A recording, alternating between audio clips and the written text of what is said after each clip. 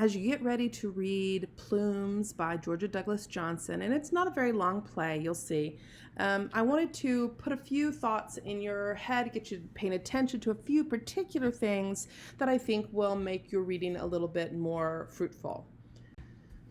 Georgia Douglas Johnson, pictured here, was born in 1880. She dies in 1966. She's from Atlanta, grew up in Atlanta. She ends up spending a lot of her life on the East Coast in Washington, D.C. She's an early African-American playwright, poet, educator, and an important figure. She was married to a black lawyer who was very prominent, and he was a Republican Party activist. They moved to Washington, D.C., and their home in Washington, D.C. was called sort of a salon, a gathering for other black writers and artists. She called her home the halfway house and would take in artists and writers and intellectuals who didn't have any place else to live at the time. They could sort of couch surf, we would call it now, at the Johnson home, and she would help anybody who needed a place and a space where they could have a sense of belonging. That period of the salon wasn't all that long-lived, unfortunately, because her husband dies in 1925, taking away the main family income. She struggled financially from then on. She was raising two children, two sons, both of whom grow up to be quite successful adults, very well-educated and places of authority in law and medicine.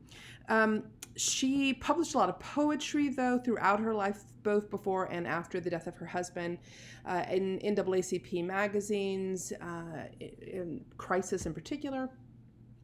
She had collections of poetry, books of her poetry published. She wrote a lot of poems, about 200 of them.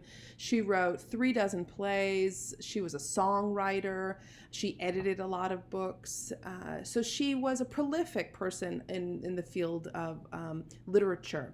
Her plays were performed in Black Little theaters, by community organizations, by chapters of the NAACP. They're performed at churches and performed at schools. Her plays are not Broadway plays. That's not what she was interested in doing. That's not what she did.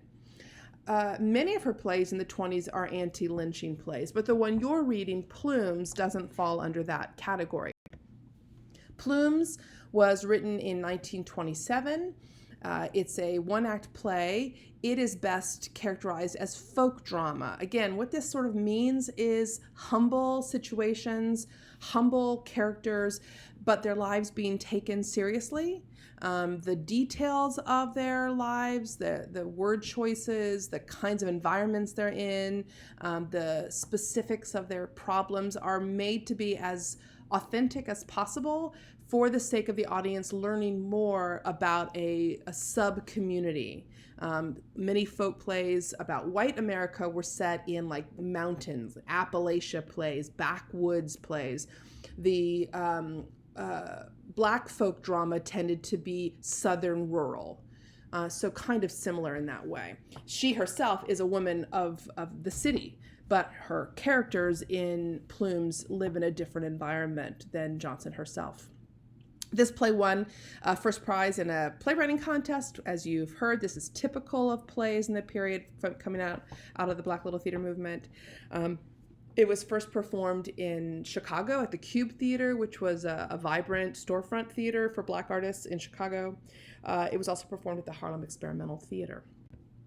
I want you to pay attention as you're reading the play to a few things. Notice all the stage business. It's so detailed.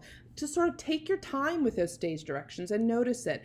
Think about why those stage directions and why that action. What information is being communicated to the audience through the stuff? Specifically, for example, the hemming of a dress.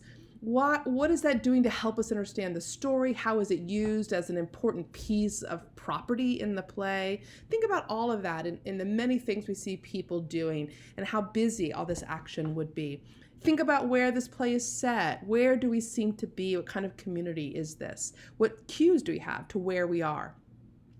Pay attention to all the discussion of cost in the play, how much things cost.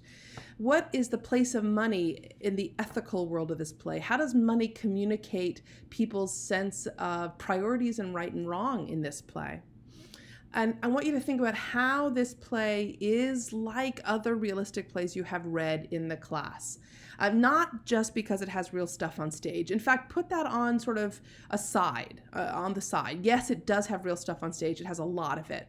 But beyond that, how is this play like other realistic plays you have read? Think about the subject matter. Think about the play's goals, whatever you think those might be. What are the ideas and themes of Plumes, and how do you see that related to something like a dollhouse or something like trifles?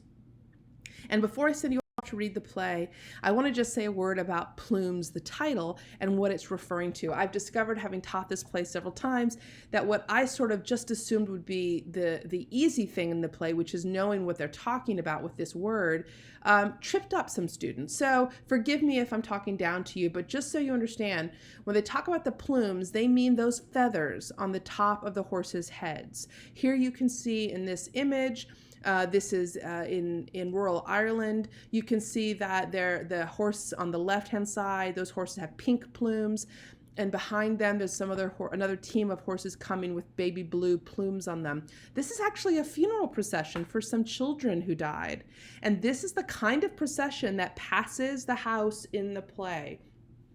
In this funeral procession, in this picture, and in the funeral processions we hear about in the play, decking the horses out with some finery is a sign of respect for the life that has been lost. There's some community significance to how the public funeral is conducted. And it matters in the world of this play. I want you to think about that. And why Johnson is interested in showing us that, what that means for the characters, what it might mean for us as an audience to pay attention to that detail. All right, go read the play, and I will talk to you later.